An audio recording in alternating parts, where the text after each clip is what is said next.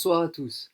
Bienvenue dans cette édition spéciale de Ciné Chic Événement. Ce soir, nous allons aborder les liens que l'on retrouve très souvent dans les différents témoignages de victimes au sein de l'association.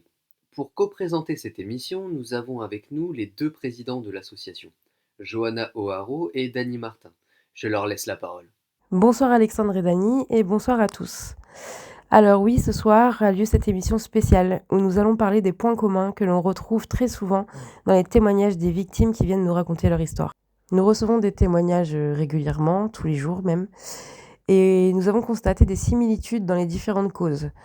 Alors les causes, je ne vais pas toutes les reprendre, mais il y a par exemple la perversion narcissique, les violences conjugales, le harcèlement scolaire, harcèlement au travail, etc. Et effectivement, nous retrouvons des similitudes, des choses qui reviennent souvent, malgré que ce sont des causes différentes. Bonsoir Alex, bonsoir Johanna et bonsoir à tous. Alors oui, nous avons pu constater que malgré la diversité des situations, il y a beaucoup de points communs dans les expériences des victimes. Cela nous a permis de mieux comprendre leurs souffrances et d'essayer de trouver des solutions adaptées. Alors discutons sur les points communs des témoignages des victimes. Johanna, tu reçois des témoignages de victimes tous les jours, donc j'imagine que tu as des choses à nous dire. Alors oui, Alexandre, j'ai effectivement constaté, lors de ces témoignages, des choses qui reviennent souvent, comme par exemple le sentiment d'isolement et de solitude. Il y a beaucoup de victimes, qu'il s'agisse par exemple de harcèlement scolaire ou de violence conjugale, qui ressentent une profonde solitude. Donc je pense qu'il est important de briser cet isolement et de chercher des soutiens. Oui, c'est vrai que l'isolement est quelque chose qui revient souvent et on a pu remarquer que c'est une arme utilisée par les agresseurs pour affaiblir leurs victimes. Mais elles doivent comprendre qu'elles ne sont pas seules et qu'il existe des réseaux de soutien prêts à les aider. C'est pourquoi avec Johanna, on a décidé d'intégrer Aurore dans notre association. Aurore est une coach spécialisée qui est là pour conseiller et aider les victimes. Elle nous le dit elle-même qu'il est important de ne pas rester seule face à cette situation. Il y a un autre point qui revient souvent, c'est la perte de confiance en soi. Que ce soit à cause de la perversion narcissique ou le harcèlement au travail, on constate que les victimes finissent par douter de leurs capacités et de leurs valeurs. Donc, Aurore propose des séances de coaching pour aider justement les victimes à retrouver leur confiance en elles. Les victimes doivent être encouragées à retrouver leur confiance en elles. Et les sessions de coaching d'Aurore sont conçues pour reconstruire l'estime de soi et permettre de reprendre le contrôle de leur vie. J'aimerais aborder le sujet des impacts psychologiques comme l'anxiété et la dépression. On retrouve ces symptômes chez beaucoup de victimes de violences et de harcèlement. Dans ces cas-là, nous redirigeons les victimes vers des professionnels de santé pour qu'ils puissent bénéficier d'un soutien adapté. Oui, car c'est important de reconnaître ces symptômes et chercher un accompagnement professionnel. Consulter un psychologue ou un coach spécialisé peut apporter un grand soutien et aider les victimes à mieux gérer ces situations. Merci Dany et Johanna. Ça fait déjà pas mal de choses, est-ce qu'il y en a d'autres? Alors oui, on retrouve aussi le besoin de validation. Les victimes cherchent à être crues et comprises. Elles ont besoin de sentir qu'elles ne sont pas coupables et que leur souffrance est reconnue. C'est là que le rôle des amis, de la famille et des professionnels est très important. C'est pour ça qu'il est important d'écouter et de soutenir les victimes, de leur montrer qu'on les comprend, de les encourager à s'exprimer librement, sans jugement. Nous avons mis en place tous les dimanches des réunions en visioconférence appelées Ciné Chic Ensemble, où les victimes se retrouvent, ce qui crée des groupes de parole pour leur permettre de partager leur expérience et de trouver du soutien.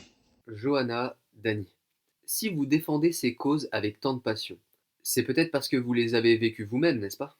Alors oui, Alexandre, c'est vrai. Nous avons tous les deux traversé des périodes très difficiles et donc nous savons ce que c'est de se sentir isolé et de perdre confiance en soi. Nous avons déjà sombré dans la dépression et on a déjà eu des idées noires, donc nous comprenons ce que les victimes traversent. Nous avons eu la chance de nous en sortir plus ou moins et aujourd'hui, il est très important pour nous d'aider les autres lorsqu'on le peut. Absolument.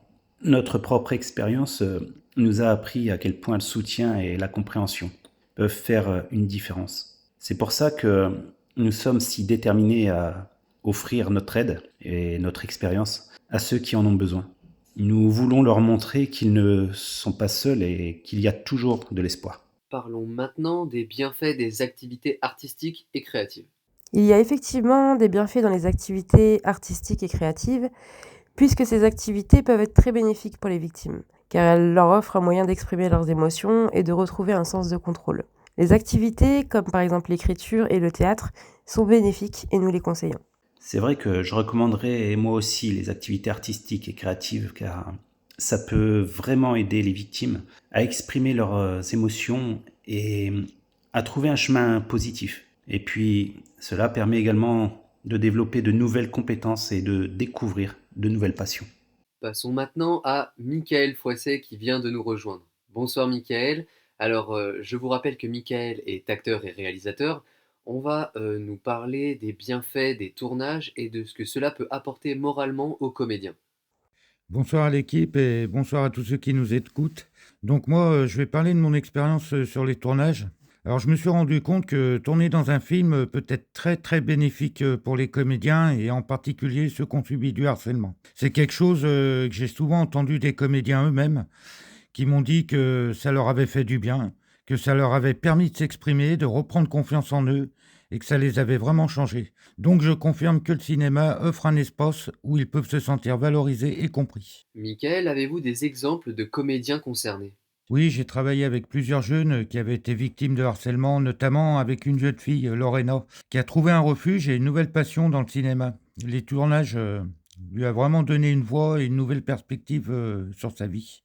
Nous allons maintenant parler de la photothérapie avec Nicolas. Nicolas, bonsoir, merci d'être avec nous ce soir. Nicolas est photographe professionnel. Peux-tu nous expliquer ce qu'est la photothérapie et quels sont ses bienfaits? Bonsoir Alexandre, merci de me recevoir. Oui, bien sûr, je vais pouvoir vous expliquer comment ça fonctionne la photothérapie. Donc en fait, on va obliger les participants à se voir sous un nouveau jour, à se réapproprier leur image, à reconsidérer leur position face à ce qu'ils sont. Et c'est ce qui est particulièrement bénéfique, surtout pour ceux qui souffrent de dépression, d'addiction, tous ceux qui ne se supportent plus. Donc, ça leur donne l'opportunité de se concentrer sur des aspects beaucoup plus positifs, aussi bien dans leur vie que sur leur apparence propre. Avez-vous des exemples de personnes qui ont bénéficié de la photothérapie?